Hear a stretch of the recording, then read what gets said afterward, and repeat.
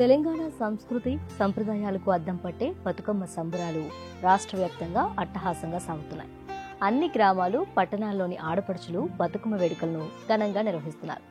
ఆశ్వయుజ మాస శుద్ధ పాడ్యమి నాడు ఎంగిలిపూల బతుకమ్మతో మొదలై 9వ రోజున సద్దుల బతుకమ్మతో ఈ సంబరాలు ముగుస్తాయి. ఈ 9 రోజుల్లో ఒక్కో రోజుకు ఒక్కో ప్రత్యేకత ఉండగా 6వ రోజుకు మాత్రం ఓ ఆసక్తికరమైన కథ ఉంటుంది. ఆశ్వయుజ శుద్ధ పంచమి అంటే 6వ రోజున బతుకమ్మను అలిగిన బతుకమ్మగా పిలుచుకుంటారు. ఉత్సవాల్లో మిగిలిన అన్ని రోజుల్లో బతుకమ్మను పేరుస్తారు, రకరకాల నైవేద్యాలు సమర్పిస్తుంటారు. కానీ ఆ 6వ రోజున మాత్రం పూలతో బతుకమ్మను పేర్చరు, ఎలాంటి నైవేద్యాలు సమర్పించరు. అలా ఎందుకనేది ఈ స్టోరీలో తెలుసుకుందాం.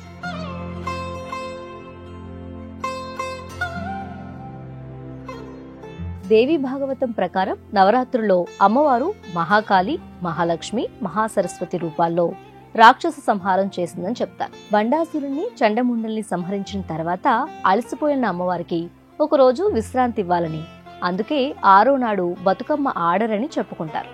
దానినే అర్రెమని, అలసిన బతుకమ్మ అని పిలుస్తారు. కాలక్రమంలో అదే అలిగిన బతుకమ్మగా స్థిరపడింది. ఇప్పటికే 5 రోజుల బతుకమ్మ వేడుకల్లో ఎంగిలిపువ్వు బతుకమ్మ, అటుకుల బతుకమ్మ, ముద్దపప్పు బతుకమ్మ, నానబియ్యం బతుకమ్మ, అట్ల బతుకమ్మ వేడుకలు ముగిశాయి. ఇక 6వ రోజు అమ్మవారి అలుగుతుందని, ఆ అలక వెనుక కారణముందని చెప్తారు. పూర్వకాలంలో బతుకమ్మను పేర్చే సమయంలో అనుకోకుండా మాంసం ముద్ద తగలడంతో అపచారం జరిగిందని, అందుకే 6వ రోజున బతుకమ్మను ఆడరని అంటారు. అయితే అప్పటి నుంచి ఆ రోజును అలిగిన బతుకమ్మగా పిలుస్తారని, అలక తీరాలని బతుకమ్మను ప్రార్థిస్తారని ప్రతీతి.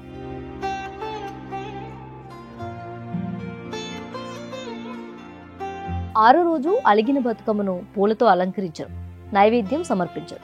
బతుకమ్మ అలక తీరాలని మహిళలందరూ కలిసి ప్రార్థిస్తారు. మళ్లీ 7వ నాడు నుంచి అంగరంగ వైభవంగా బతుకమ్మ కొనసాగుతుంది.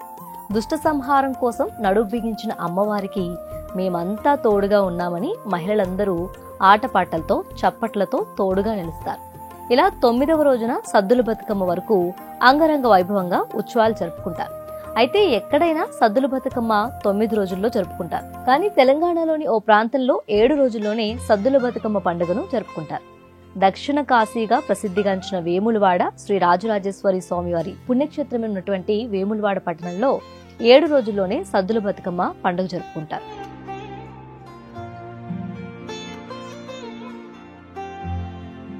అయితే ఇందుకు సంబంధించిన ఓ కథనం ప్రకారం పూర్వం ఓ రాజు తన కుమార్తె సంతోషం కోసం 7 రోజుల్లోనే సద్దుల బతుకమ్మ నిర్వహించి మళ్లీ 9 రోజుల్లో సద్దుల బతుకమ్మ మెట్టినింట్లో జరుపుకునేందుకు వీలుగా శాసనం చేశాడని, అప్పటి నుంచి వేములవాడ పట్టణంలోని 7 రోజుల్లోనే సద్దుల బతుకమ్మ వేడుకలు, పండుగలు నిర్వహిస్తారని అంటారు.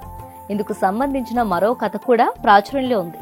పూర్వం ఓ రాజు 100 మంది కుమారులను యుద్ధంలో కోల్పోయిన తర్వాత ఆ రాజుకు లక్ష్మీ స్వరూపైన బతుకమ్మ లక్ష్మీ అంశగా వచ్చిందని, అప్పటి నుంచి 7 రోజుల్లోనే బతుకమ్మ పండుగ చేస్తున్నారని అంటారు. తన కుమార్తె పుట్టింట్లో, మెట్టినింట్లో 2 ప్రాంతాల్లో సద్దుల బతుకమ్మ పండుగ ఆనందంగా జరుపుకునేలా వేములవాడలో శాసనం చేశాడట ఆ రాజు. ఈ నేపథ్యంలోనే సద్దుల బతుకమ్మ మిగతా ప్రాంతాలతో పోలిస్తే వేములవాడలో 7 రోజుల్లోనే జరుపుకుంటారని అక్కడ మహిళామణులు, ఆడపడుచులు చెబుతున్న మాట.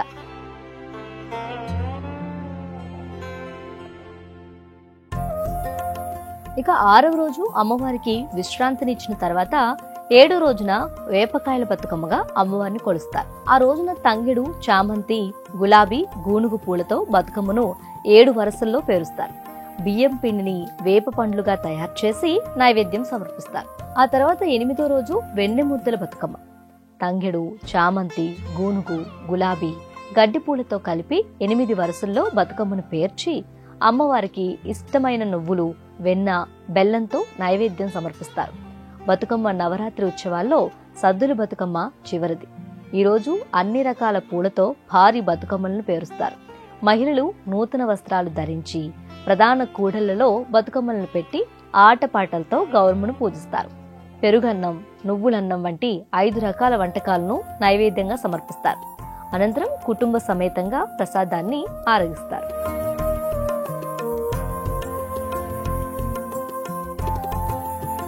బతుకమ్మ పండుగ కేవలం ఓ ఉత్సవం మాత్రమే కాదు, తెలంగాణ గ్రామీణ జీవితం, గ్రామ ప్రజల జీవన శైలికి ఒక నిలువుటద్దం. కుటుంబ అనుబంధాలు, స్నేహం అంటే ఏమిటో, ప్రేమ ఆప్యాయతలను ఎలా పెంచాలి అంటే బతుకమ్మ వేడుకలను చూసి నేర్చుకోవచ్చు.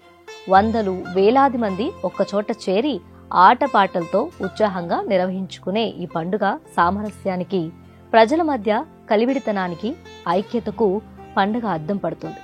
ప్రస్తుతం బతుకమ్మ పండుగ కేవలం తెలంగాణలోనే కాకుండా ప్రపంచవ్యాప్తంగా ఉన్న తెలుగు ప్రజలందరినీ ఏకం చేస్తుంది. నగరాలు, పట్టణాల్లో ఈ పండుగను ఘనంగా నిర్వహించడం ద్వారా యువత కూడా తమ సంస్కృతి, సంప్రదాయాల విలువలను అర్థం చేసుకుంటున్నారు. ఈ పండుగ తెలంగాణ సంస్కృతిని, మహిళల ప్రాముఖ్యతను, ప్రకృతి పట్ల ఉన్న గౌరవాన్ని మనకు గుర్తు చేస్తుంది. బతుకమ్మ పండుగ తెలంగాణ సంస్కృతికి ఒక బ్రహ్మాండమైన ఉదాహరణ. ఇది ప్రజల హృదయాల్లో చిరస్థాయిగా నిలిచిపోయే ఒక గొప్ప వేడుక.